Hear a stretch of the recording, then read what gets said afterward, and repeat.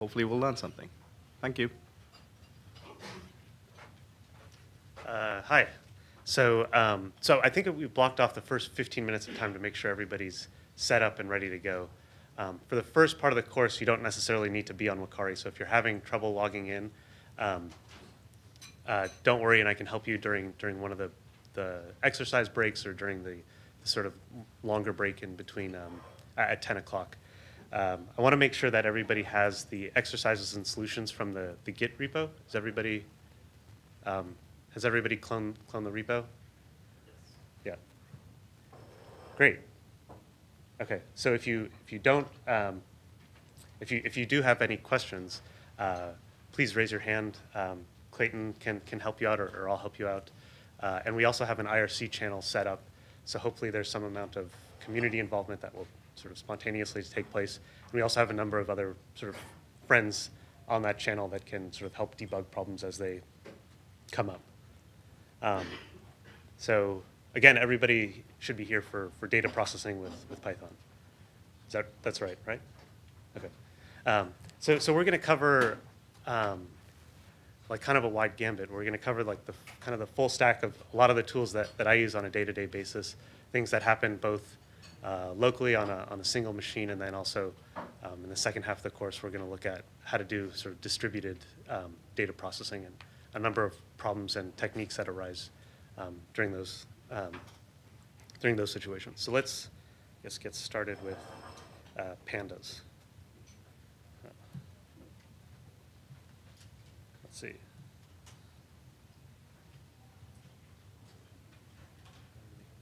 There we go.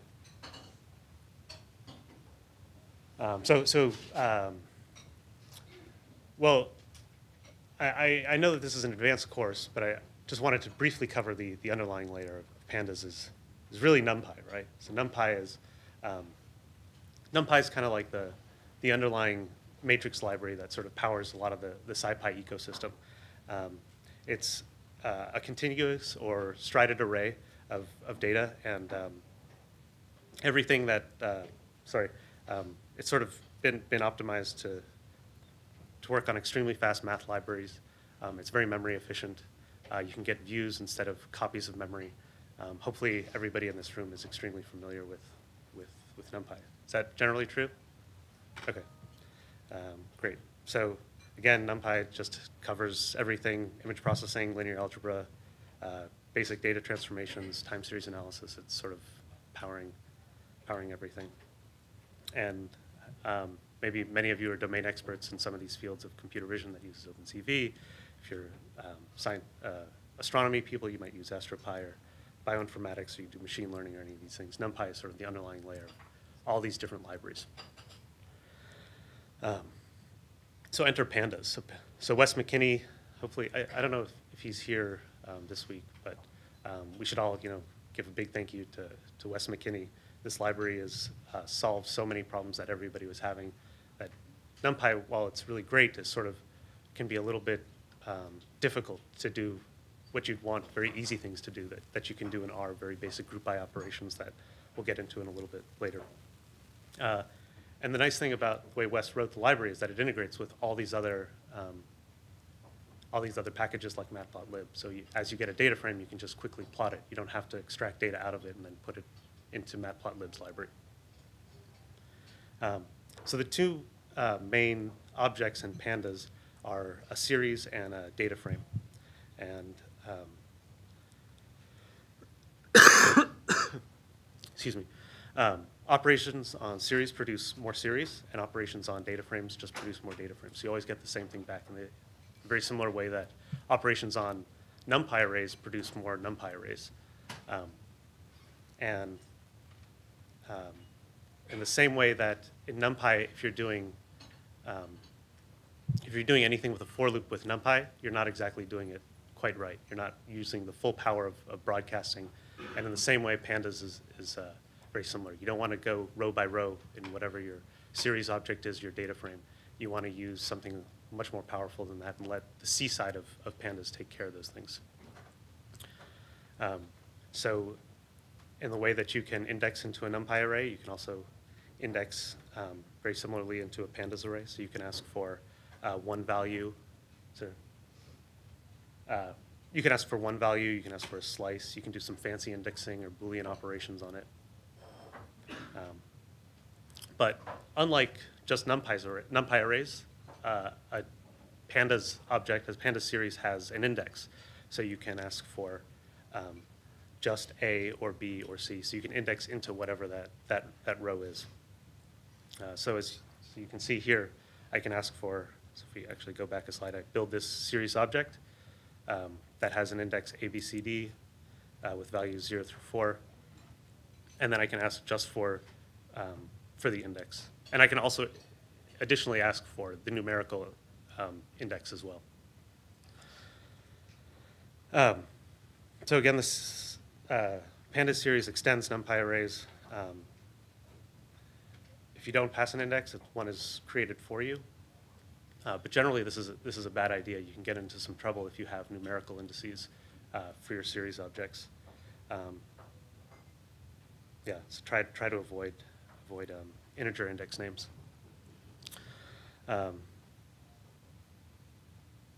The series objects can be constructed actually with a Python dictionary. The keys are sorted and used as the index. And with an array-like object, you can pass in another array-like object as the index. So it becomes so if you just have NumPy arrays, you can use both the NumPy array as the values in your series, and you can also use it as the index to that series as well. So again, like I know this is the third or fourth time I've mentioned this, but it's really sort of the crux of how you manipulate Pandas objects. You can either index by numerical indices or by labels. And what's extremely nice is that as you define your labels, you can take a slice between those two labels. So in the same way that you can ask for 0 to 2 or 0 to 3, you can also say A to C.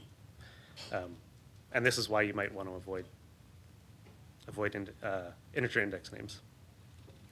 And again, like NumPy arrays, you can manipulate them in a very analogous manner.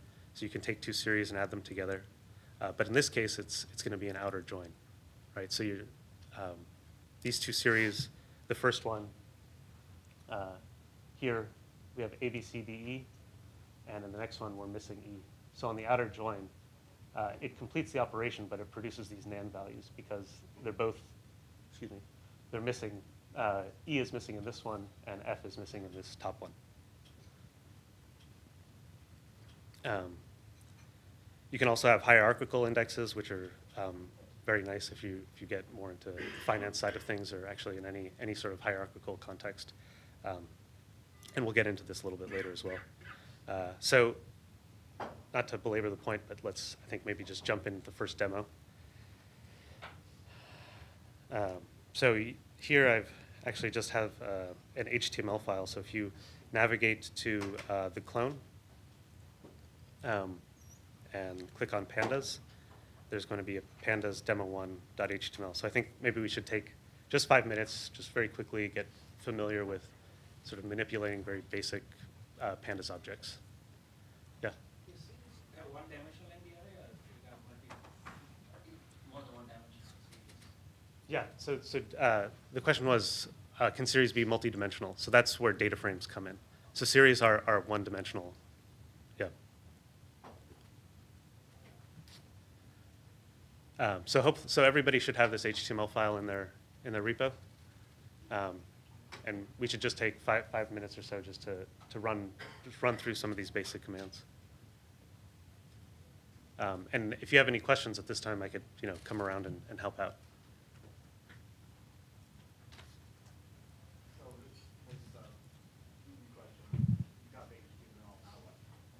So right, yeah, that's it. Yeah, so so if you have if you're doing things locally, you could either use, I think one gentleman is using Canopy.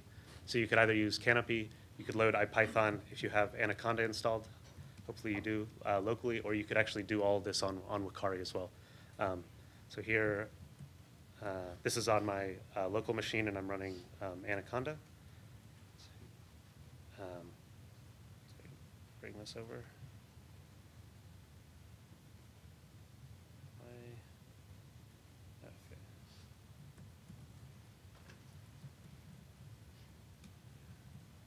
And I like to import import NumPy as NP and Pandas as PD are the sort of typical things. So you can call pd.series. Oh, oopsie.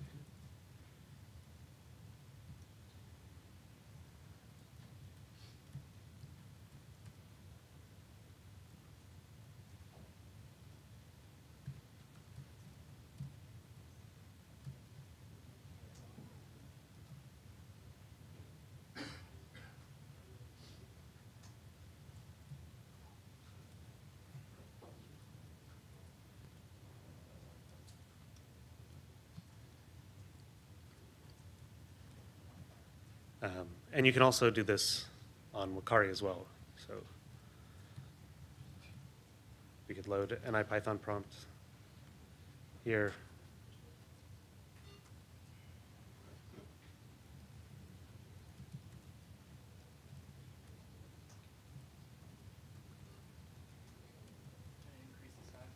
Oh.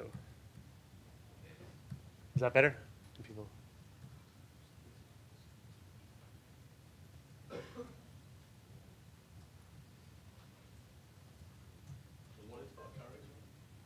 So Wakari is a way that we tried to make everything sort of pre-installed. All NumPy and SciPy packages, everything is there already. So there were no installation issues.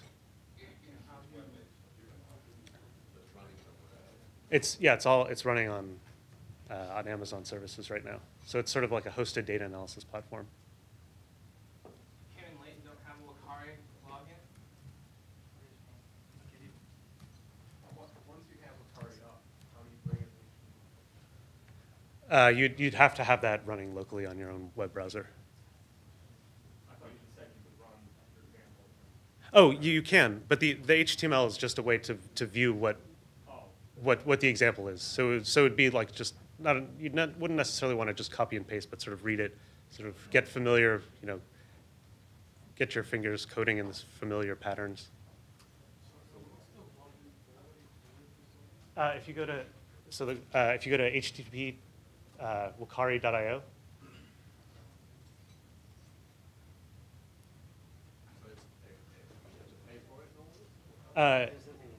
There is a pay plan, but there's also a free and basic plan as well. And yeah, for academic use, there's some options for that as well. But for now, I'm using it just in the capacity of I wanted to make things very easy for the course. And later on, when we do sort of distributed data processing, I've attached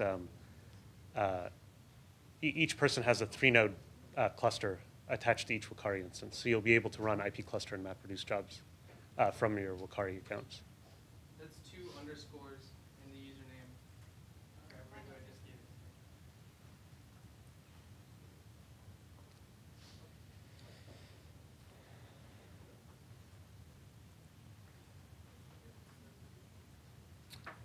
So I'm just going to go through this verbally. Hopefully, are people making their way through this? Is this fairly easy for everybody, or is this challenging so far? Oh, you're still trying to log in.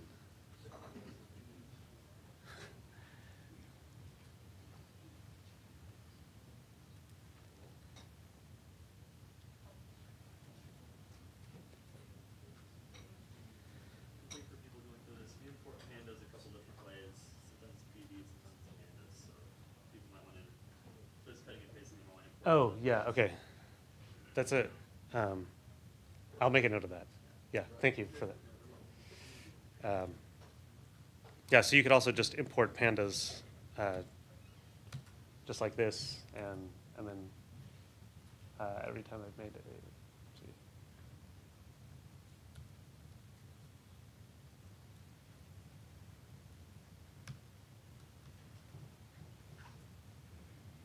So hopefully this has been, this exercise hasn't been too terribly difficult. There's some slicing, but you can see here that we can't do a negative index like we can with NumPy.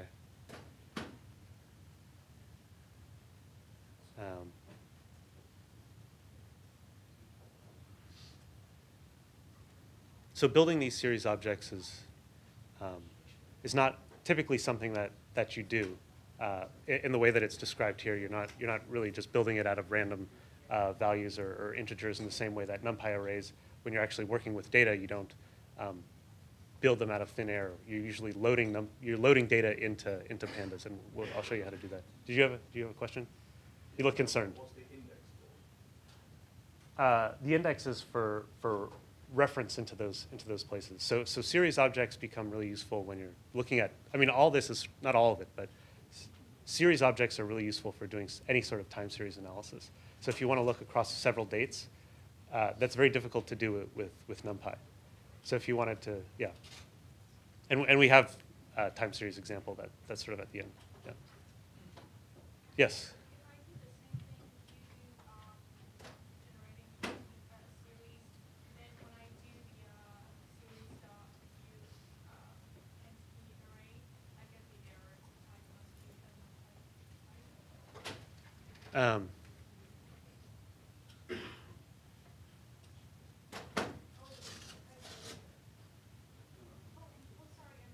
Okay. Yes? So it allows me to have non-unique indices, but then I can't use them to that seems like it could be something useful. So your question? So I can have an index AABCD. Right. But then when I ask for my series A, it gives me an error instead of giving me two values. So I would have thought that was something interesting to have. Sorry. In the series, with an index that's non-unique. And that's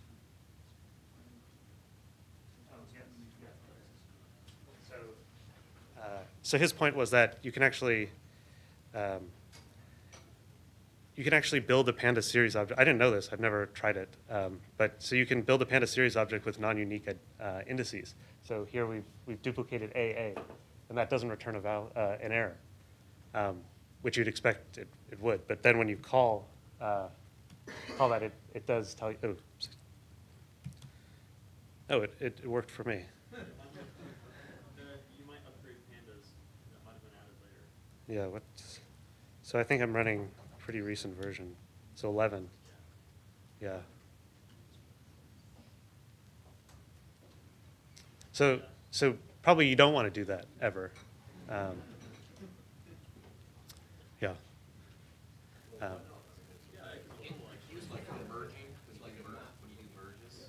Yeah, but those are. I mean, but that's when you want to build a DataFrame object, right? Yeah.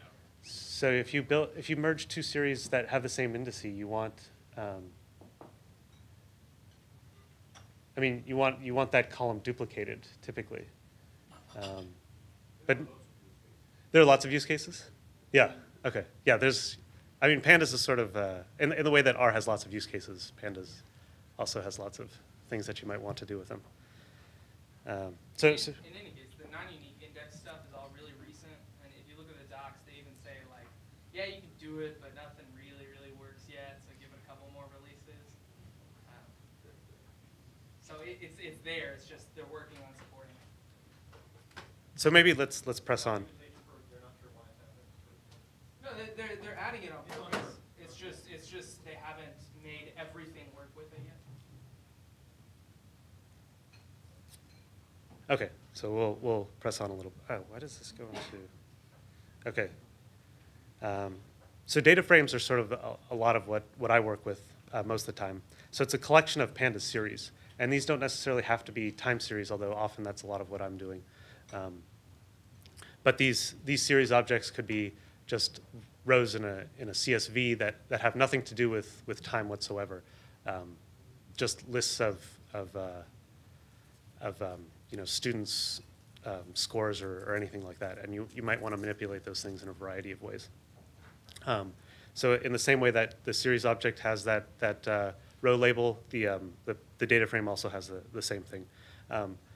Notice that we can access the data frame object sort of in two ways. We can use a class-like or an object-like interface. We can ask for a dot close, or we can ask for it in a sort of dictionary style manner. So if you're if your column name has a space in it, though, your attribute style access will not be possible.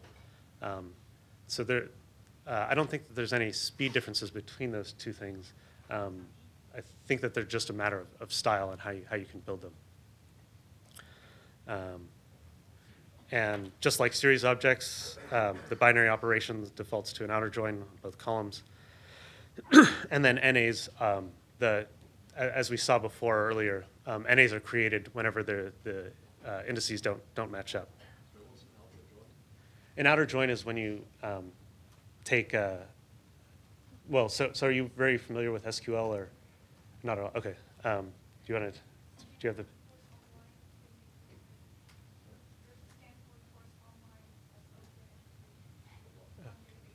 Oh, yeah. So, yeah.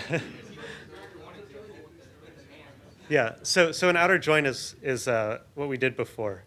Let's see. That's right. So here, where was that? So here's an outer join where we want to join up the indices of two disparate objects together. And when those indices don't exist on either of those objects, we create a NaN value. So we don't just like say that this operation isn't valid.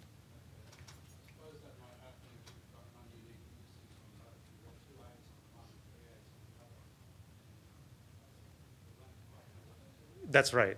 So if you have non-unique indices, I'm not really sure what an outer join would do. Hopefully Pandas handles that appropriately. But again, that's not something I've done before. But please try it. All right, so a data frame example. So in the same way that we built a column that had, or we had a series object that had several indices, we now build an entire column that's indexed by A and by B.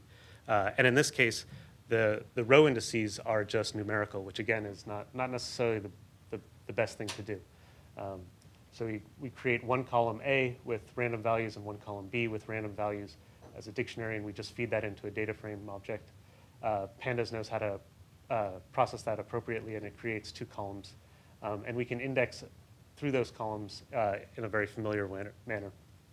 So we can ask for values 1 through 3, and we can also ask for just column A. So we can say, data frame, give me the columns, or give me the rows 1 through 3 of just column A. Is everybody still with me? Great. So it's a dict-like reference to columns. For those of you that are familiar with SQL, it's very nice being able to manipulate a database-like object in this sort of Pythonic way. There is an interface actually to SQL as well. So you can within SQL.io, is it io.sql or sql.io? io.sql. So you can use a Pandas object to interface into an SQL database, but you don't write SQL code within a data frame. Is that your question? I mean, does it use it inside? Oh, does it use SQL? Does it have anything to do with SQL? No, it has nothing to do with. Because people often use that as a touchstone because they're very. It's a lot of these kinds of operations are analogous to SQL operations. Yeah, but there might be. Yeah, that's. I'm just using it as a point of metaphor for other people. Yeah. Yes. I have a question about attribute style and dictionary style. Yeah. So when I create a new column, I can't do it using attribute style, but I can using dictionary style. Is that? It depends how you. So if you create. So he's asking about creating. Let me move a little bit further, and we'll get into column creation. Because if you create it as in dictionary style, you'll be able to reference it dictionary style as well, as opposed to attribute. Just as another note, in case anyone's interested, there's a whole 4-hour tutorial on Pandas. Yeah. Tomorrow afternoon. That will be significantly much more in depth. I'm trying to cover like all of data processing in 4 hours. For most of what I'm covering, it's quite a bit. So there is tomorrow as well. There's also full machine learning back-to-back courses as well. So for those that want more in-depth Pandas, I would highly recommend that course and machine learning as well.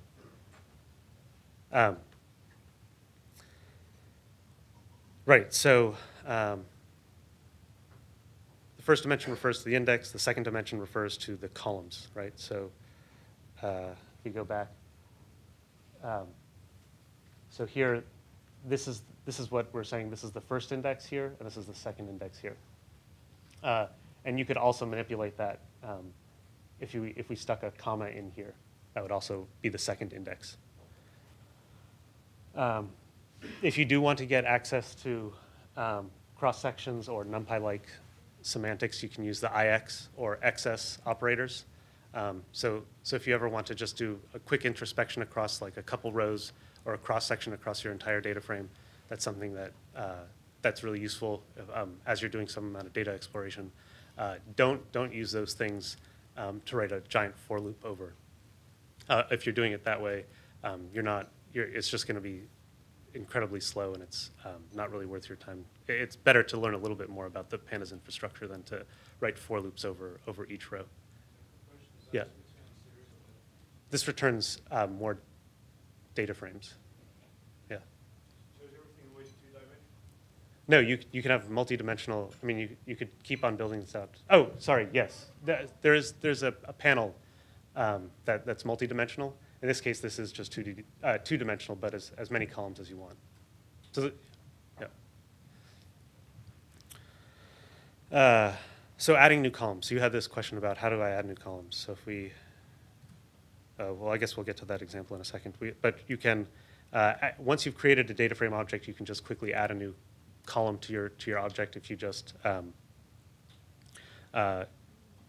build a new dictionary object or just add a new attribute style object and fill it with whatever you want. If you do, what's nice about Pandas is that if we just give it a single value, it will automatically propagate that value for as many rows as there are in your data frame.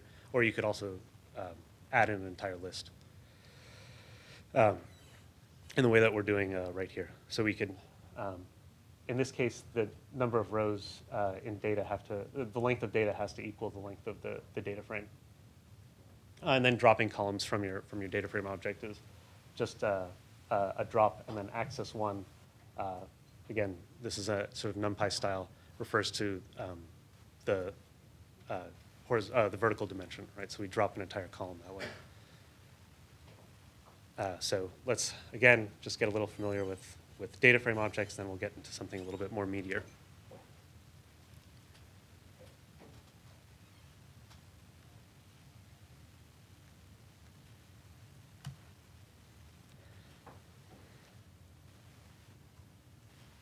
Let's see.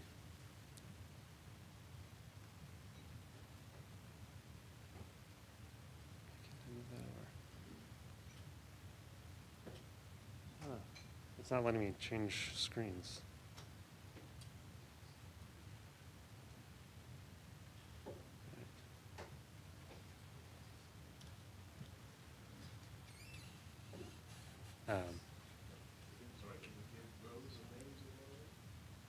Yeah, you can. Well, you can give in. Your rows can also be indexed as well. But often you're not kind of doing those. The only times I've usually done that is sort of when you want a datetime index onto each row. So if you have a data frame object that's built out of multiple columns, but is also sort of more time oriented, like if you had several stock symbols, you'd want to index across time for all columns. In that case, an index definitely makes sense. Oh, sorry, can you? Yeah. Yeah. Question? Yeah. So the fact that you sort of index into a data frame by column first and then row, is that inherited from R? Oh, that's a good question. I mean, it's I don't. from NumPy. Well, why did you originally use R about making SciPy2013? So probably has a lot of R. Yeah, I mean, most of his R work was at. I mean, he worked as a quant and did a lot of R work there, and the structure of Pandas in a lot of ways mimics the structure of R. I mean, he really wanted to build something that had the expressibility that R did, but in Python. And every column can have a different type, right? So it kind of has to be kind of more column nature. That's right. Yeah. So you can build record arrays out of your data frame. Not each column has to be the same D type. Right, that would be, yeah. Sorry. Can rows be indexed or accessed by some kind of data object? So you basically say I want data between these two columns. That's right. That's exactly right. And we're going to do that as the exercise, actually. We'll get into that. What? You're not a shell, right? Yeah. So these sort of demo things are just sort of to get people a little bit oriented so that we can actually do a full exercise. I can actually ask you to do something a little bit more challenging than just sort of these sort of basic manipulations. But they're sort of important to be able to do these kinds of things in order to do the more substantial things later on.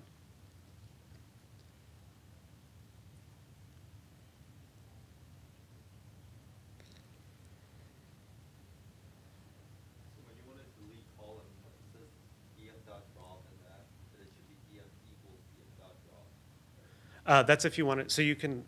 Modify the existing. So his question was, how do you drop something? So if we wanted to drop column A,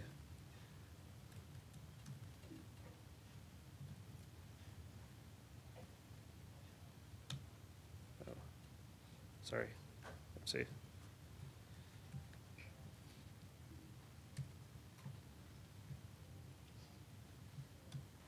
So we've dropped column A, but we actually haven't saved it. So you could store this as a new object, or you could say, so in this case, df just has the single column. Hopefully this works. You can also call in place equals true, and a lot of the functions within Pandas has this property, but it's by default in place equals false. So in place equals true. What do you think that does? Oh no. So in place equals true doesn't work for drop?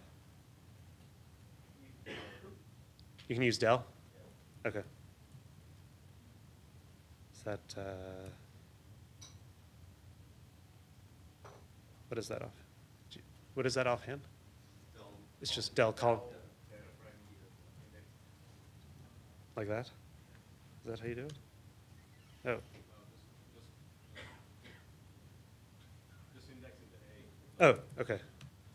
Oh, right, okay. Yeah, so I guess it's gone. But often a lot of the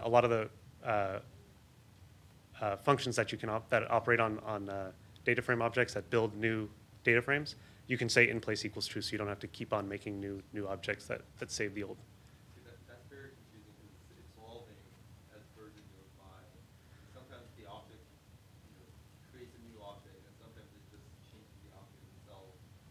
I think for the far majority of things, the in place is false. That's true, right? Yeah, I think I read on the mailing list that the link was not in place because there's a memory penalty, speed penalty. Oh, is it? Okay. I vaguely remember. Okay. Yeah, so Pandas is still quite nascent. I mean, it's only what, two years old? I mean, it's quite impressive for a library that's only 2 years old. It has got mass appeal, but it is, as nascent libraries go, it's sort of a little bit more in flux. So there are things that break between release to release. So it is, it's in your interest to sort of keep up on the latest within Pandas. Yeah. When you index, are you getting a view or are you making copies of different data? It's just a view. It's just a NumPy view. Yeah. That's it. So the question was, do you get a view when you index into a data frame object? And you do. It's just a view. It's not a memory copy.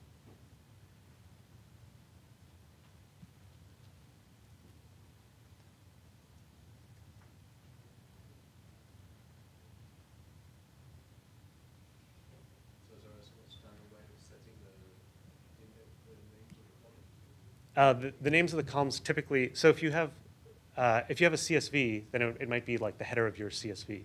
It's columns that you think would be most reasonably expressive, describing what's inside of that column. Right. So if it was student scores, right, it would be math, science, history, so on and so forth would be sort of those column names. If it was stock symbols, it would just be whatever those stock symbols are. Oh, yeah, so you can always,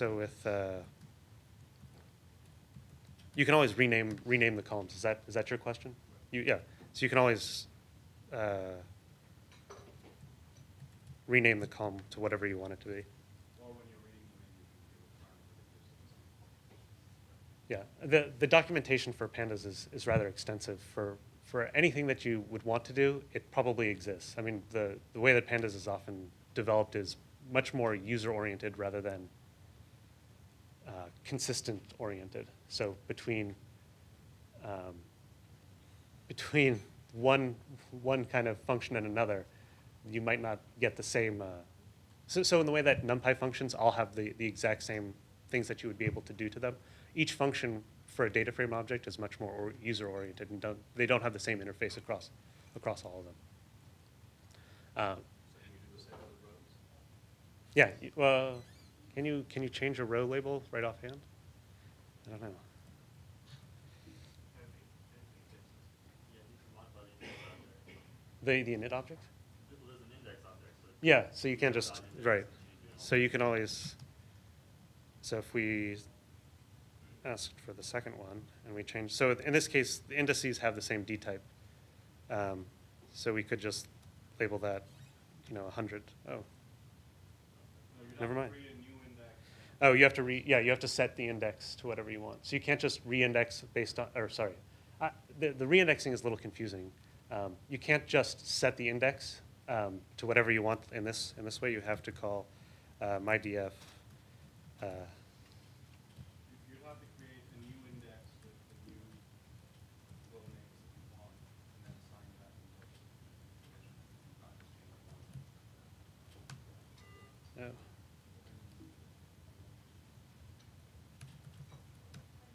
What is it? Item name 5. This is, I guess, what you're doing. So most of the time, I'm using, Yeah. most of the time, for me, the indexes are big times, so I'm not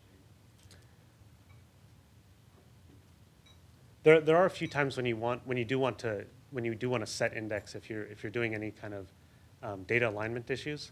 That can be a place where but that again has to do more with time series. If you're not really working with time series objects, there's no reason that you typically want to set a new label for the index. But I'm just trying to provide sort of common use cases. If that's not your use case, that's perfectly valid. Okay, so let's keep going.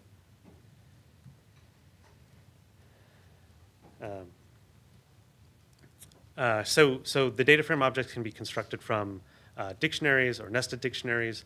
They can be created directly from a CSV file, an HDF5 file, an SQL object, or Excel files. And in that case, it uses another library called XLRD. There's another library I think that Pandas also used to use in the past. But basically, the goal of getting data into the data frame is sort of meant to be as easy as possible, and in typical ways that people sort of manipulate column and row-oriented or tabular data.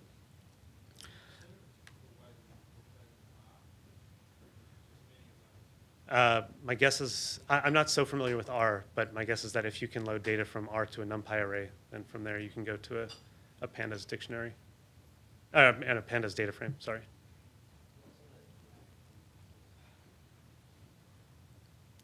And then if you ever want to inspect the underlying NumPy, as we said before, the underlying object of Pandas is NumPy, so you can always quickly get access to that NumPy array if you ever wanted to, just by calling the values attribute.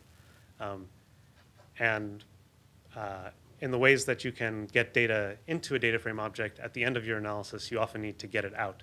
And Wes has written a number of useful routines to help you pull that data out into an object that you either are done sort of manipulating or want to save at some point and come back to.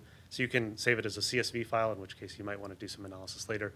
But you can also export right to an HTML table or to a LaTeX if you're doing a lot of word processing. And there's several other two methods that. Can you export to JSON? I don't believe there is a to.json object. It's in dev? Okay. I don't work out of dev, but yeah. It has. Nice JSON fields. Yeah. So yeah. So you can. I guess you can output from NumPy to JSON. So I don't see why you would. Yeah, well, Yeah. right now what I do is I just use the JSON Python. So you can. Okay. Is there another question? Yeah, is there any work going on NetCDF? Yeah. I think there is some NetCDF. I've seen comments on the mailing list about NetCDF. There's a separate Python NetCDF reader that you use to read NetCDF. Right, I'm just saying that if you've gone to all the trouble of manipulating something inside the DataFrame, then you don't want to have to sort of piecemeal the output back. Well, it's more a case right now that it's a community development, so someone who really needs it in NetCDF, if they wrote it to NetCDF lighter, then it would exist. Okay. But right now you have to jump through 2 steps to get it. So it's also worth mentioning that that often a lot of files are compressed. So if your CSVs are gzip, so Pandas has native ways of uncompressing and loading that object into a data frame. And in that case, you do something like df read read CSV, whatever your CSV file is. Compression equals gzip. Are there other compression formats that you can read from? You can, I don't remember what they are. Okay. But actually, I forgot, the read HDF, NetCDF core is based on HDF, so you can read NetCDF files probably. Does Pandas use H5Py or does it use Py tables? Okay. Question? Yeah. Let's see. Does it have a 2XML? Let's see. There are several libraries, XML or something. There are several. So here's all the 2s. There is no 2XML. Yeah. Can you pickle? Yeah, you can pickle a Pandas data frame. Yeah, so for those that aren't familiar with, hopefully everybody in here is familiar with IPython. I forgot to ask, but I assume that since this is the advanced course, that everybody is. But being able to tab complete, you can see sort of like, you can see what the library has to offer. So often, if your data format isn't here, you can, again, ask Wesk to hopefully build that for you, or point him to a library where it's very easy to load that data in and out of NumPy objects. And from my point of view, Wes is very responsive on the mailing list. So if you have questions or you want things built out, he's very receptive to things that don't exist in the library. So as we saw, just briefly saw, there's this read CSV functionality that probably is one of the most commonly used functions because everybody's data lives. The far majority of data in the world lives probably in CSV and not in some compressed format or some binary format. And it's what you'd want. It's a little bit nicer than gen from text or load from text. It does a really nice parsing of the data that I think load from text doesn't do as well. But I know that Wes has worked a lot on data loading. He's written a number of posts on optimizing the hell out of his read CSV parser. So you just read in, you'd specify the file path, and then list whatever the separator is in your CSV file. So if it's a comma, or if it's 3 spaces, or if it's a tab, or I've seen some crazy CSVs that use some combination of pounds and $signs to separate data. So whatever object is there. I think there's also, is there a regex parser? Do you know? Okay. There might be some people CSVs aren't always sort of very nicely tabulated, so you might want a regex parser as well. And then the options that you'd also want as part of your CSV are telling which column that you want to turn into the index. So again, this goes back to the time series. So your time series column might not be the first column, it might be somewhere else. Or even if it is the first column, you want to say use this column as the index to all the other columns that exist in the data. the header and skip footer and gzip loading. And this NA values is really kind of critical for people that actually work a lot with data in the real world is messy. And often those NA values aren't specified to be NaN, which is what Pandas sort of internally understands as not a number. So if it's nil or if it's 0, or I think NOAA data often lists their not a number as negative 99999.9. Being able to specify that is really useful. Yeah, so Pandas only understands NaN. If NaN isn't defined, you can define your own. And when you do have NaNs, how do you handle them? So some people want to just do a forward fill of zeros. Some people might want to interpolate between 2 data points. Some people might want to fill up to a certain limit. This comes a lot, again, with time series kind of data analysis and data alignment. You need to sort of do an outer join. You need to merge two data frame objects together. You can't do that kind of alignment unless you have those objects specified. Otherwise, you'll just produce more NaNs, which is not what you want. There's no straightforward or one way to do it. It's just here are all the different ways of sort of aligning data and the ways that you can sort of fill in the gaps. Perhaps some of you work with XLSX data, and it's just like a read CSV, but you have to do a little bit more legwork because XLSXs or Excel files have sheets. So so you have to index into that specific sheet, right, and then load that into the data frame object. But it also has the same additional objects same additional arguments that read CSV would have. And then there's a lot of built-in math that is also common to doing time series analysis as well. I think these ones are a little bit more finance-oriented. There's somebody asking if you could do a forward rolling sum for the kind of future projections of things, which is not, I think he's going to build that quite soon. But if you need to do rolling sums or rolling means or rolling counts across an entire column, that's already built in, and this just produces a new data frame object, right? So you say pandas rolling window, and you feed it your data frame, and then however big your window would be. So it's just moving this window across all your data and summing it up and doing some kind of transformation on it, some aggregation. And as we said before, there's some integrated plotting, which is really kind of nice. Right? The first thing that I always want to do as soon as I have a data frame object is, what does it look like? Right? So immediately plot it. And having that kind of expressibility makes kind of that exploration really, really quite nice. And you can also plot just the columns or the entire data frame. So here, right, I asked just for the vol column. In this case, that's the volume of some tick data, and just plot it. So in this example, I just have a time series object of random points with an index between 2000 built with 1,000 periods, so 2000 to sometime in 2002. So those are all days.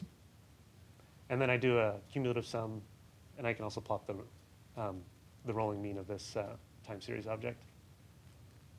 So it's very, very quick. You can get right to what your data looks like. So I often get confused by this, just because reindex means something in sort of common, vernacular, versus set index. I don't know if you have that trouble. No, okay.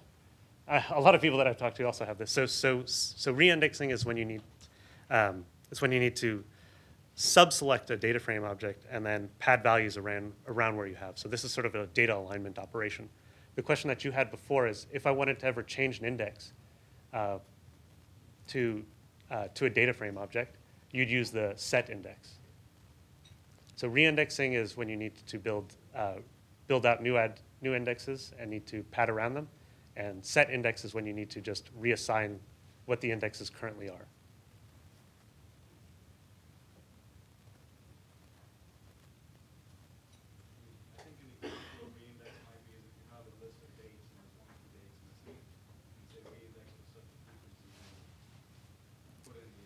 Yeah. So resampling also helps with that as well. And that's more of what I use. I don't really use reindex too much. Actually, Pandas maps quite well to R. So R also has these communities where people just use sort of this subset of functions. And Pandas similarly, I think, also has this, like, this is the style this is my foo and this is your foo. But it's quite expressive. Yeah. Another use case we could go is when you're trying to align two DNA sequences. Yeah. So if you have, Sometimes one sequence skips. yeah, doing that kind of alignment is not something that you necessarily want to do with Pandas. Yeah. Yes. Yeah. Doing shotgun sequencing and within Pandas is not necessarily the best tool for that. Yeah. So again, what I often do is if I need to if I have a date time index that are days and I need to get to minute values of what that is and interpolate between them, I'd resample between day 1 and day 2 with whatever resample value I have. And actually Pandas has any time chunk that you'd want. So if you have, maybe not a day isn't the best example, but if you have a datetime index that's specified every 6 minutes and you need it to be 3 for whatever kind of alignment that you're doing, that kind of operation is fairly typical for quants, for a lot of people that do time series analysis, and Pandas has very nice expressibility for doing those kinds of things. And again, we'll see an example of this in 1 second. Okay, so exercise 1. So this is where I'm going to sort of leave you alone. And Yes, you can. you can do linear interpolation, or you can pad, or you can zero fill as well. Okay, so I thought instead of looking at tick data, which I think is a little bit more common, we'd look at a time series of continuous glucose monitors. There's around 25, 26 million patients in the US that have type 1 diabetes. If you're fortunate enough, you have a little sort of beeper-like object that sits on your hip that has a sensor that is inserted into your abdomen, and it measures your glucose every 5 minutes or 6 minutes or so. And all that data is recorded in order to help you manage your disease the best way possible. It does both a log of, so it actually measures the current in your blood, and then it derives what your blood glucose is from that. So you might want to do a lot of, so the exercise sort of has the things that you might want to do with that kind of data as opposed to financial data. So let's load up the exercise should be right here, exercise 1.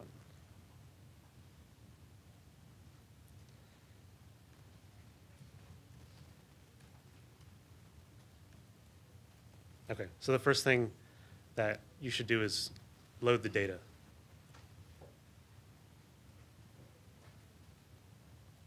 Right, and this is real world data. It's taken from a 15-year-old patient from, I think the full data set is from 2009 to 2011, but this is just a small sample of it. So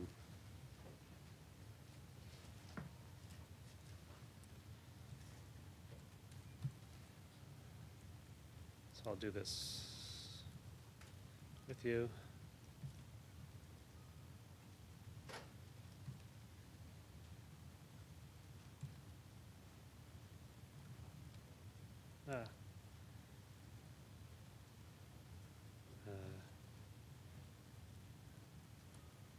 So we want to use the read CSV function, and we specify the path.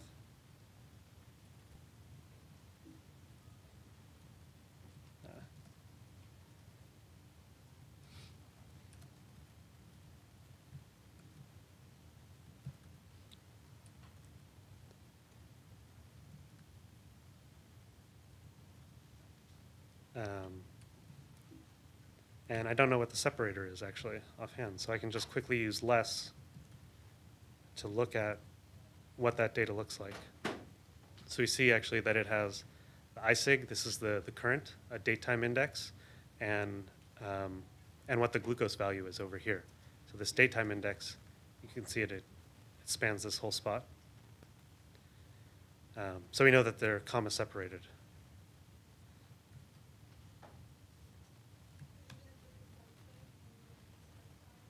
Yeah, so comma is the default.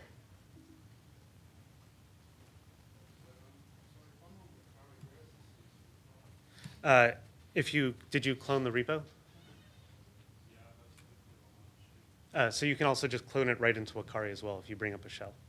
Would you help him with that? I think the path might be wrong here. Yeah, I didn't build a data object. Exercises, pandas. Yeah. So depending on where you load this from, so I'm loading this right from the exercises directory. And it's just CGM. So in this case, it's just CGM data cgm.csv. Right, so now I have this DataFrame object. It automatically parsed the columns, ISIG, datetime, and glucose. Things that, if you wanted to just quickly look at it, you might use head, and that would just print out the first 5 or so items. You can give head a numerical integer, and that would print out a little bit more.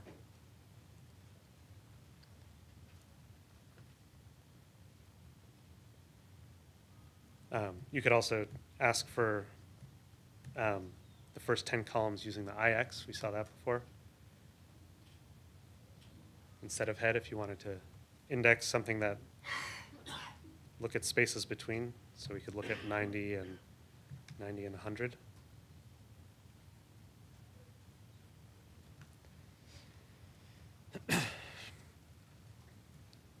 Oopsie. So can you try plotting it? Can you just call plot? Oh, I get an error. Does everybody else get an error when they try and plot it? Yeah, so we have some missing values somewhere. I think we have missing values somewhere in there. Where are they?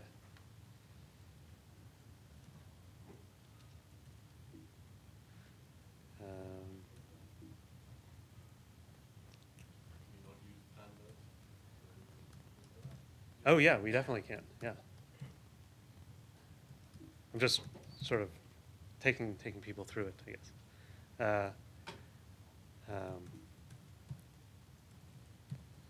So in this case, I already know because I'm very familiar with this data set what it is, right? But we have all these nils all of a sudden, right? And Pandas doesn't know what a nil is, so we have to say.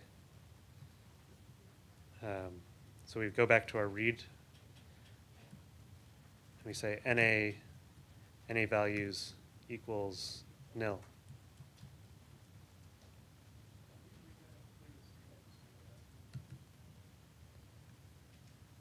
Is that better? Okay. Is that the same as calling fill NA? No, I mean, before you even call fill NA, Pandas has to know what that NA value is. Yeah.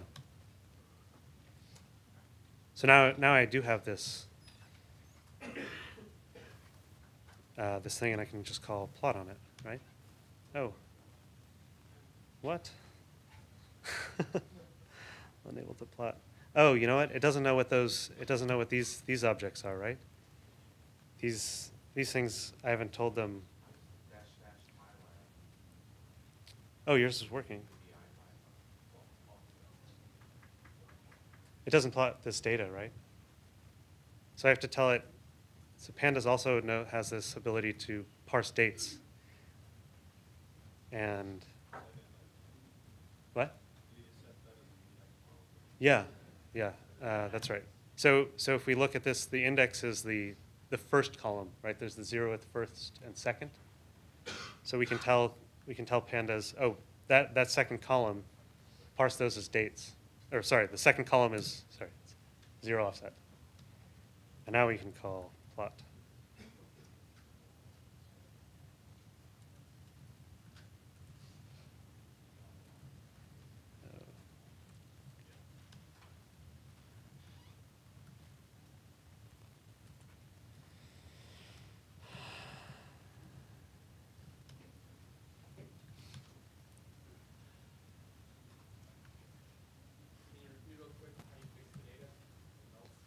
Yeah, yeah. Sure. Yeah, I can go through this again as soon as my screen. Okay. Right. So we looked at this data and we found that there was a bunch of nils. So we have to tell pandas what. Why doesn't that work? So we have to tell pandas that these the NA values in my file, they're called nil. Right. And then that first column, parse those as datetime objects.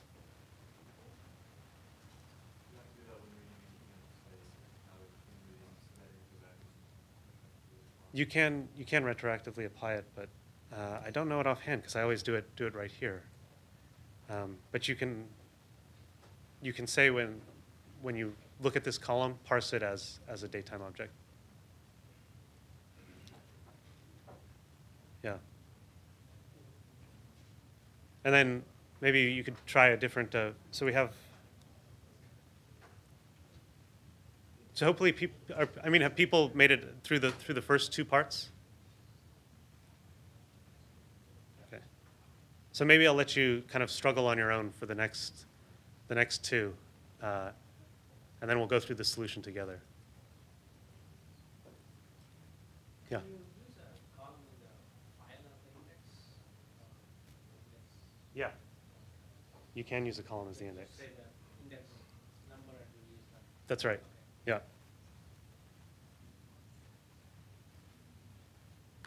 Are these Python there on the Vocari? You have to clone them from the repo. So if you call git clone https github.com, and it'll automatically install into your Vocari instance.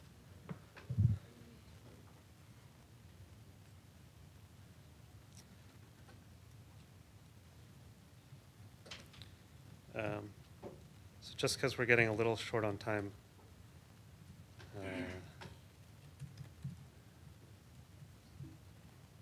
I'm going to bring up IPython Notebook. And for people that are on Vocari, the IPython Notebook's already installed. And we'll just go through the exercise together. So we saw that we had this problem of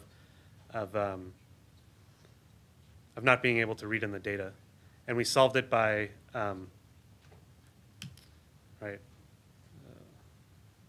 Yikes. Let's see.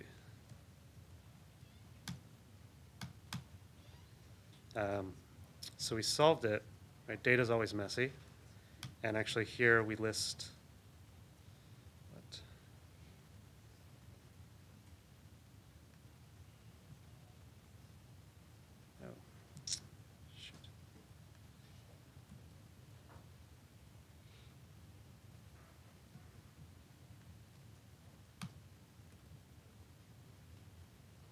There we go.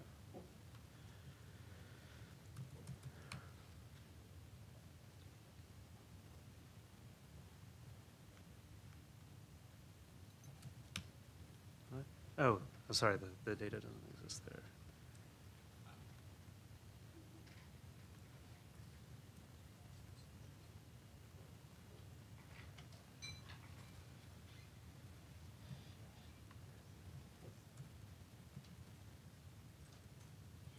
That's exercises, pandas.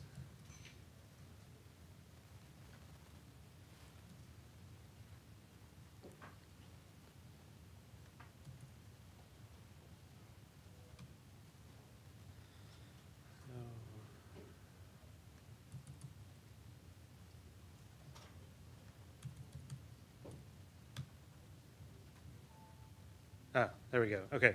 But we also wanted this I didn't show you before. We also have this index column. So we want to index off those datetime objects, and we can also do that right on the fly. So here now, did you see the difference between those two things? So here, if we load it again and just print head, the indexes are just 0 through 5. We can specify the index right in the read. And now we can index across datetimes. And that's extremely, right? That's extremely useful, being able to say, I want to look across this period. And here's, we can see that, oh, there are these nil objects, just like we saw before, and less. But being able to index across, just like in NumPy, being able to just take a slice across that data frame object lets us sort of see what's going on in there. And now we pass in what that NA value was, right? Good. So are those when we first loaded the data, it loads in and says that there are so many lines, and all of those are non-null values, basically, even though it's got all these nils in there. It doesn't know, well, it doesn't know what to do with them. It doesn't, I mean, in the way that, What is non-null in that concept? Obviously, it's not nil, because it doesn't know what nil is. in that case, it's going to be either a string, I mean, a NumPy string or a NumPy object, depending on what Pandas does with the parsing.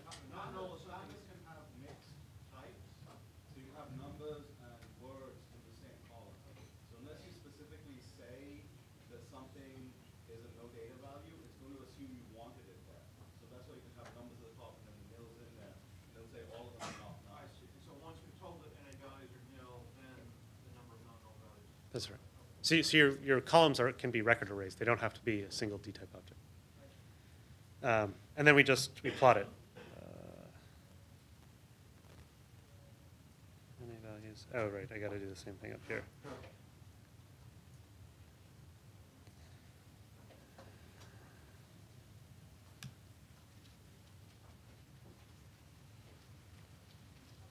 Where's my plot? Oh, there it is. Okay.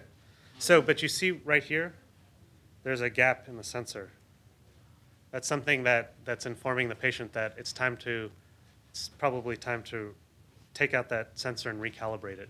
That's something that's specific to like well, if you were a pediatrician or if you were an endocrinologist, you might, if you were ever looking at this data, you would say, okay, this patient is not doing a responsible job of taking out that sensor right on time, depending on how big this gap is.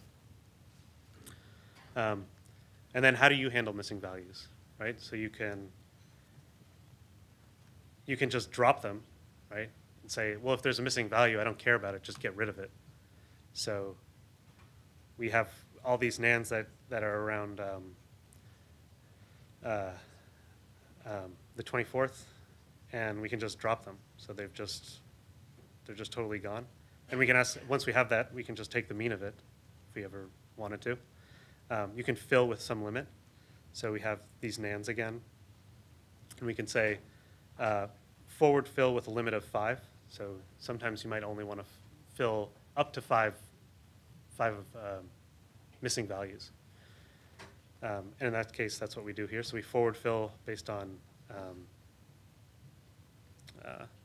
22.54. We project that forward 5 spots. We could fill just with a 0. And so fill NA 0, and then we can look just across the same area where all those nils are. And then now that we have that, again, we can ask for the mean. We can do our sort of standard operations that you can't do if you have NA objects defined, right? That's the point. You can't do regular math on it. Does it hand? Yeah, it handles NA. You can just do the math without. I guess so in 10, I mean, I was getting errors in 10. Okay. Okay. If you specified stuff as NA, then when it does all the math, It handles it appropriately? It just skips it? Okay. well, it depends, because certain things it will carry the NA forward. I see. So it Okay. depends on the operator. So I guess that should be a point of, well, you should always specify it, depending on what it, so that way you're explicit about what calculation you're trying to do. I have issues logging it. Okay. On the vocabulary. It says limits and open shared object. Are you on IRC? Okay. Are you using the IPython notebook, or are you using just regular IPython? Maybe switch to the notebook, and then you'll be able to plot within the notebook. It's listed, so the note, oh yeah, that's a good. So the notebook,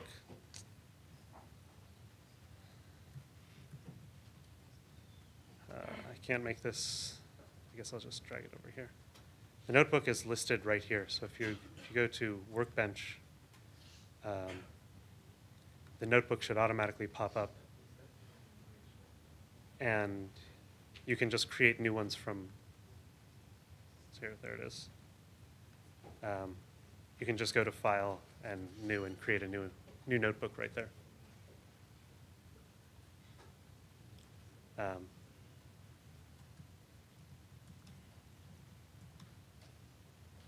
Yeah. I have some data where the number of columns is different, and it can be different in the file. The number of columns is different. The number of columns in each row will change. As I go Well, along. so, Some columns which only have two, some rows which only have two columns, and some which have three. so in that case, you have just missing. I mean, it's so at the top of the header of the file should have the maximum number of columns, right? Well, I mean, okay, so are you, okay. Okay, so we'll keep going. So interpolation is often what a lot of people want to do, and they're actually improving this this API for it. So right now you have to do an apply, and we haven't really talked about that, but you apply a function to your entire data frame. And in this case, it's just an interpolate. So I'm before I was going just projecting 22.54 all the way down, and now I'm interpolating between the top of when A first began and the bottom of when A ended. Yeah. Does that interpolate only work over the NaN values? Yes, it only works over the NaN values. You're not interpolating across the entire data frame. Apply only applies to. It just applies right before it started and right after it ended. So again, that datetime object is really what I use a lot, right? You want to look at, well, what happened on a given day in this case? How did this patient manage their diabetes? So in this case, below 80 is typically a little bad, and above 150 is a little bad. That's high, but that might change from patient to patient. You might want to see how they're doing across an entire month, and this kind of indexing is really nice. Like, this is what you don't have this kind of expressibility in other Python libraries. And then just quickly plot it, right? So we can take an index across a day, an index across a month or a year, or whatever you want, and then quickly visualize what those things look like. So the advanced section was doing a selection of how often the patient was above 180 and below 80. So that might be useful in terms of, over the course of a long period of time, how well are they managing their diabetes? Are they spending the far majority of their time sort of out of band? Or are they really doing a good job, sort of good job throughout time? Or are there certain periods of time where, like in the summer months, are they not managing it as well? Or in the winter months, are they not managing it as well? And you can very easily see what that might be. So in this case, we do Boolean selection just like you would do with the NumPy array. So you can say, give me in this case, these don't really matter, but you can say, give me the values that are true for glucose less than 180 and the glucose values that are bigger than 180, or bigger than 80. And then do a rolling sum. And in this case, 30.5 times 288 is the number. So 288 is typically the number of tick points in a month, which is why I used it here. And then do a rolling sum across that entire window. And you can see that the patient is, at some point in June so it gets progressively worse. They're not doing as well. And then sometime around September, they start back up. And you see a lot of patients actually manage their diabetes like this. They have very good months, they have poorer months, and you generally get these sort of oscillating behaviors. But the goal is to sort of have as flat as possible. You want to be in range most of the time. Getting low and being high is really bad. And then, just as some additional things, you might also want to quickly visualize on a certain day, what are the highs and what are the lows. And you can do, again, that same kind of Boolean selection. You can ask for, so here I just ask for one day, the 4th of October, and then the highs give me just the highs and just the lows for that day. And then plot the full day with, again, nice matplotlib interface. It lets me access all the style elements of matplotlib. And all this gets rendered on the same plot. So I can say, for that entire day, make dashed lines, and then for the highs, make them red circles, and lows make them blue circles. So that's also a very nice feature. And then we also have, we talked a little bit about sort of these resampling. So you might want to, we haven't talked about group bys, and I sort of left that out because I only have so much time. But a group by is what you would think of it if I told you to sort of, if we have a bowl of fruit, to group all the oranges. So in this case, I'm just grouping all the hours together across the entire object, and I want to calculate the mean. So for every hour, give me the average glucose level, and then make a bar plot. And then do the same thing for a day.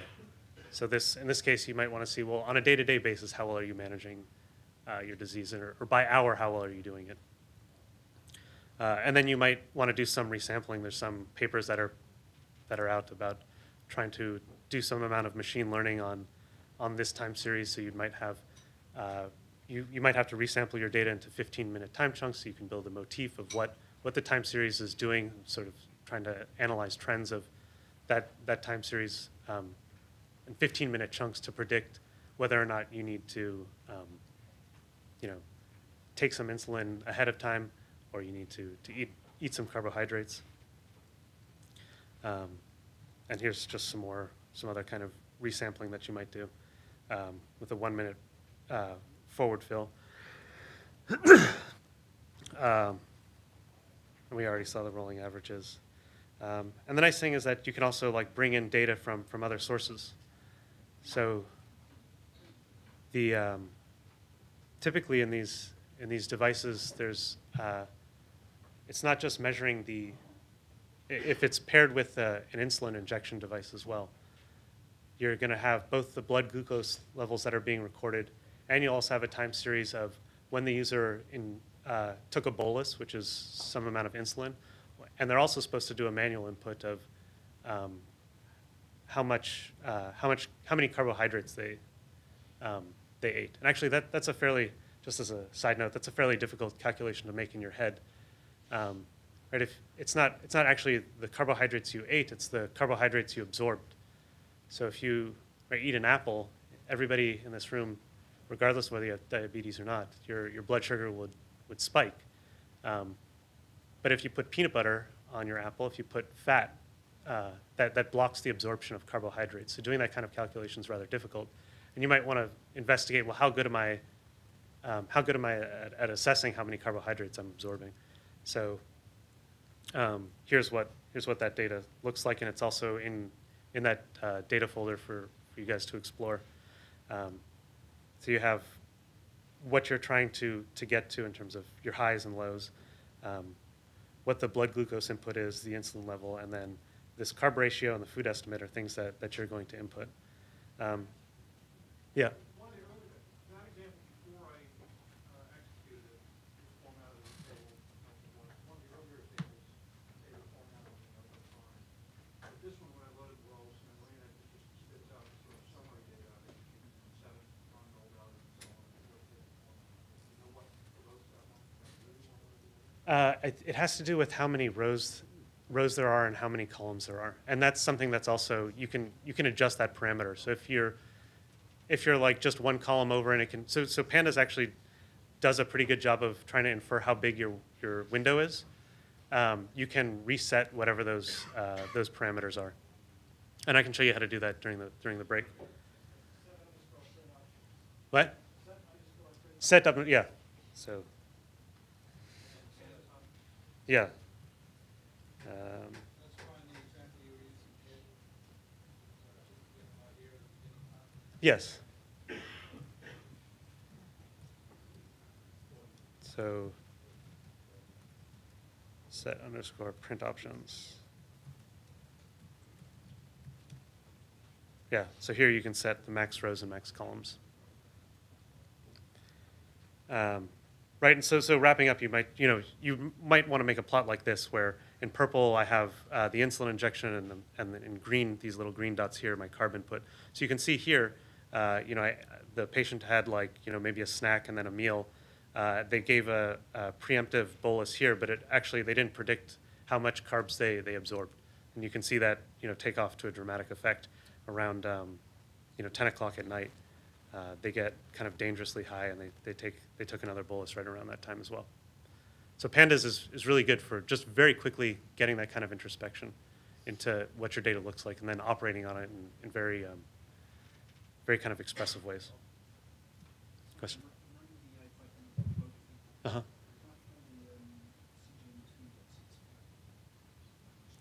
CGM. Okay, let me take a. I'll help you during the break to get to that, because so this has sort of been a very sorry. Yeah, this is in the GitHub repo as well. So it's in solutions. So I built a solution for this both as just a Python file and as a full notebook as well.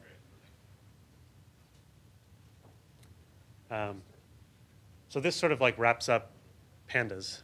We're gonna move on from this, right? So we're not going to get into this. I think we only have half an hour till 10 o'clock. Okay. So this is going to be a little fast in terms of machine learning and data exploration in half an hour, but we'll see how that goes.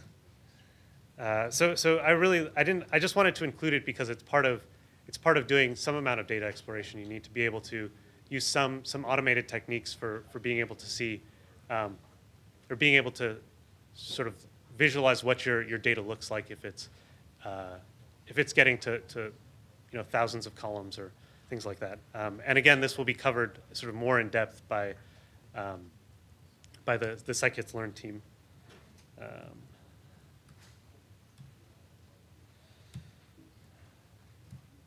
Right. So unsupervised learning. So in this case, we have a bunch of data. We want to try and learn what that data looks like without knowing any. Why does it stop doing that? Without knowing anything about it. Sort of one of the most common, or arguably the most common unsupervised learning technique is PCA, or you may have also heard of it as at SVD, and it's really just there's a lot of ways of explaining it. I had a little bit of trouble trying to come up with the best way, but in 3 points, I guess it's a dimensionality-reduction algorithm. So if you had 100 or 1,000 dimensional axis, if you had a 1,000 by 1,000 matrix, you might it's hard to derive relationships for how column A refers to column Z, and being able to reduce 100 axes or 100 columns to 3 is a fairly useful technique, but it should be applied with some degree of measure. It's not you are losing data when you do that. So it's not there is no magic in the world. So some of these things should be applied with caution. It's linear algebra for data cleansing, and you're trying to predict the relationships between columns or between data sets or data points, as opposed to supervised learning where you're trying to predict categories. So there's a few assumptions. We assume that there's some linearity that exists between how the data is related to one another, that how much variance in one column is really important to how you explain the data, and that orthogonality between well, eventually your eigenvectors exists, that there's no degeneracy. I mean, are people here familiar with some amount of linear algebra? Does this need a little bit more explanation? Okay, we can talk more if you're confused by some of these things. Trying to go a little fast. So PCA is really where you might just build you would build a covariance matrix out of your out of your data. So you'd ask, so you essentially you're building a relationship table of how relatable is data point 1 to data point 2, and once you have this covariance matrix, you know how column 1 is related to column 3. But what you really want to know is how much variance is there in one given column. Is there perhaps a visual would be a little bit better. Actually, why don't we just load the IPython notebook, just because I'm running really off schedule.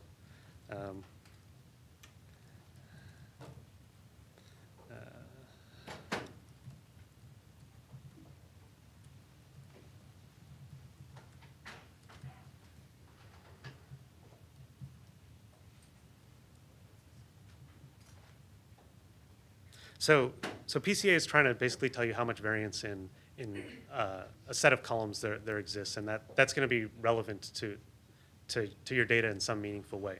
So if we plotted a bunch of random points here, you can see that there's a lot of variance, right? This sort of looks like it might be an ellipse. Do people generally agree with that? So we would say that there's a sort of a maximum amount of variance along this axis, and there's another maximum amount of variance in this axis as well. And a lot of data looks like this.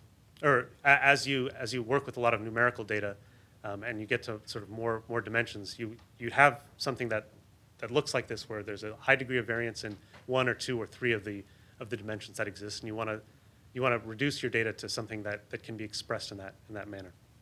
So the way that you can attack that problem is by doing PCA on it, which I was slowly going through before, where we calculate the covariance of this matrix of data points, and we ask for the eigenvectors and eigenvalues of that data matrix. So we have here something that this is a bunch of math. Okay.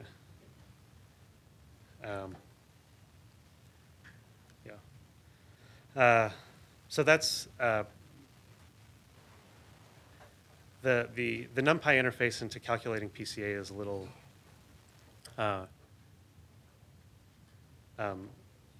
is not as expressive as you'd want it to be. It's a little raw. Oftentimes, what you'd really want to do is use SVD, which instead of the covariance matrix of these data points, you're doing a change of basis to actually get to building this sort of diagonalized matrix. But the best interface actually to this is SciKit-Learn, which actually underneath is it calls SVD. So if we took these sets of data points and we loaded it into this PCA object, so we try and fit the data with points, we would pull out whatever those principal components were, the eigenvectors and the eigenvalues, and we'd essentially be done. So those eigenvectors is essentially, if you fed it 2 points, it's really just an equation of a line, and we'd be able to just quickly plot what we set out before we would do. The axis of maximum variance in this direction, and the axis of variance in this direction. Sorry if this isn't clear. I'm just trying to get to. I mean, I think the next half of the course is going to be really fun, and yeah, just running a little short on time. Excuse me.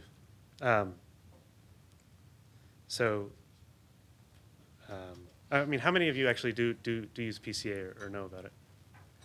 Do you use the NumPy interface, or do you use SciPy, or do you use SciKit-Learn?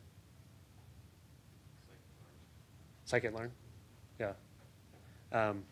So some people don't know. So as your data gets really big, you might not be able to actually do all these calculations in memory, because it would just, these things actually require to invert a matrix or actually do any sort of LU decomposition on it to actually get the eigenvectors is rather expensive, and doing a randomized PCA just as a plug for another interface into SciKit-Learn is incredibly useful. All right, so we did this other. Yeah, so k-means clustering is another sort of unsupervised learning technique. If you think that your data clusters, you think that there's something about your data that says, okay, this amount of data is part of object A, and all these data points are part of object B. K-means clustering can help you sort of visualize what that looks like, and perhaps tell you with a high degree of accuracy any new data points that come in, which cluster they belong to. Yeah, so why don't we just get to the demo.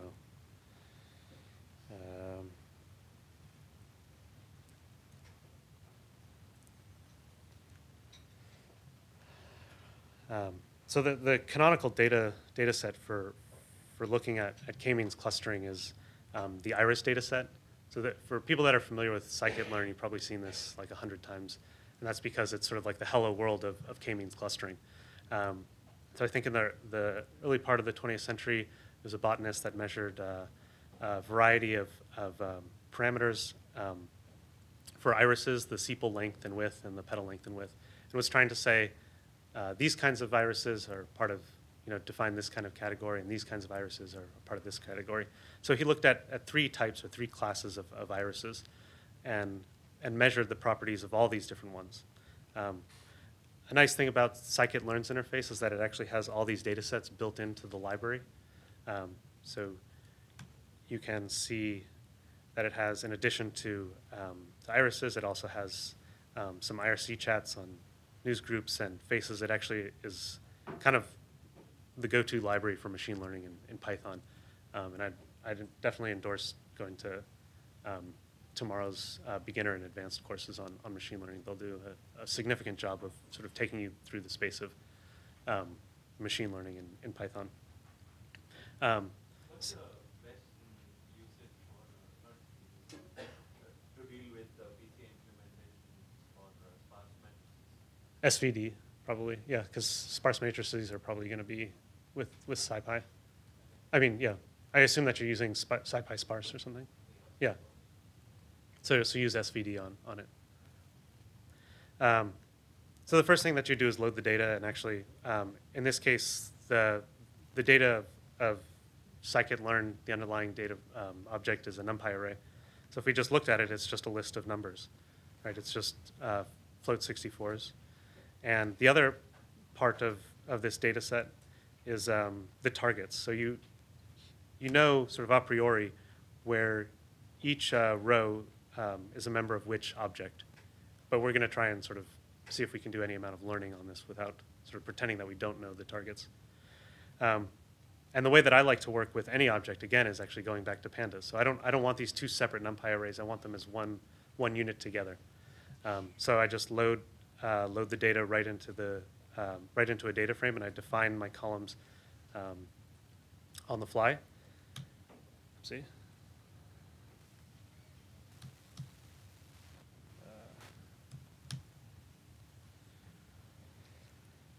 And in this case, there's a little bit of cleanup that I have to do because I don't want 0, 1, 2. That doesn't really inform me what's going on. If I'm a botanist, I want to know that this is setosa or versicolor, and I'm going to use that in place equals true because I don't want to have to copy all those objects to a new variable. And then, again, using Panda's plotting library, it has this really nice feature of being able to do a parallel coordinates plot. And this is actually something that's fairly informative about whether or not you think your data will cluster. So parallel coordinates just plots the value of whatever row you're at as a vertical line or on a vertical line, and then connects those lines together. So all of so every sepal length is plotted here, and we color them by actually in this case we already know the target, so we color them by each of the classes that we have. And you can see that there's, here there's not as much separation, or here, but as you get to petal length and petal width, there is a fair degree of separation. So this, usually, whenever I do K-means clustering, the first thing I do is always look at a parallel coordinates plot. That's not where I stop, but it's the first place I go to because it will be very suggestive of whether or not clustering is going to happen. There's also a radviz. People sometimes like fancier graphics, and in some estimation, this is more expressive than a parallel coordinates plot, but it's the same idea. So we could, if we wanted to, we have 4 dimensions of data. We could just say, well, I want to reduce this to 2 so I can actually plot it.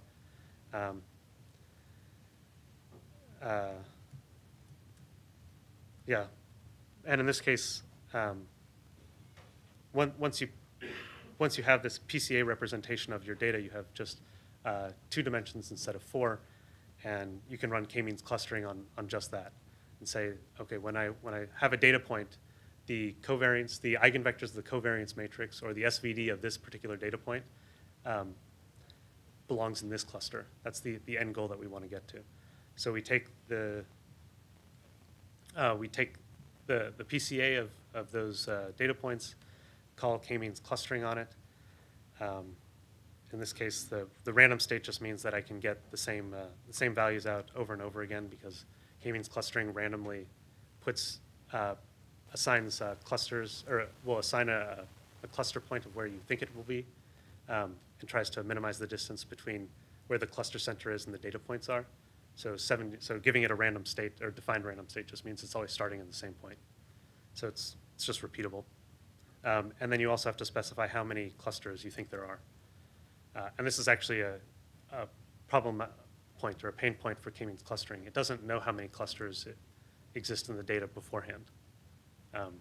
You have to specify that. And there's a number of techniques for actually trying to infer how many clusters exist. So you should look at dbScan to help you try and define how many clusters you think your data might have.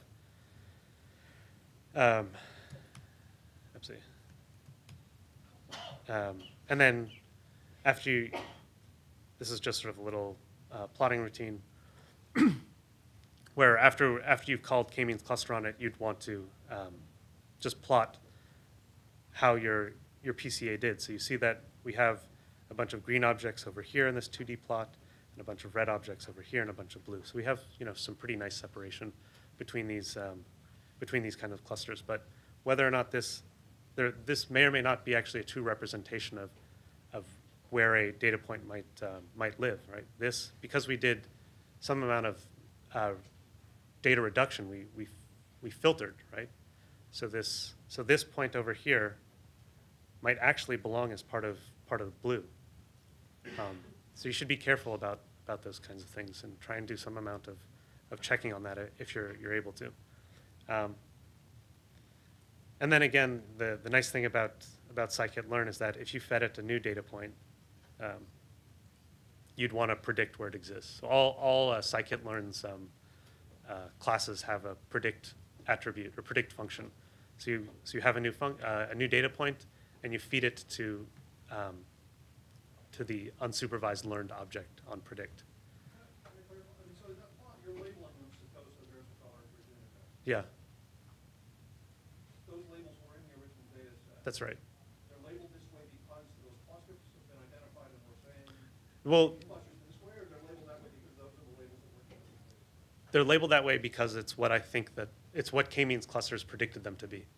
So this might not be, in fact, I know that it's not. Does not correspond to the label in the original data set. It doesn't exactly correspond. Actually, you get a little bit more, there's a little bit more blue over here. But you do, calling PCA on it lets you go from 4 dimensions to 2.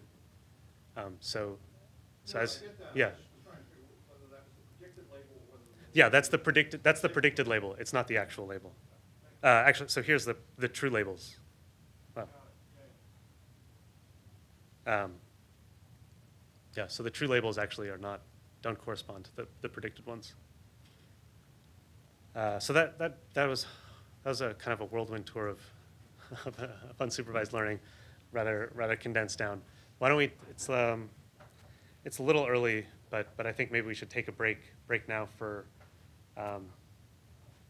How long should the break be? 20 minutes or 10?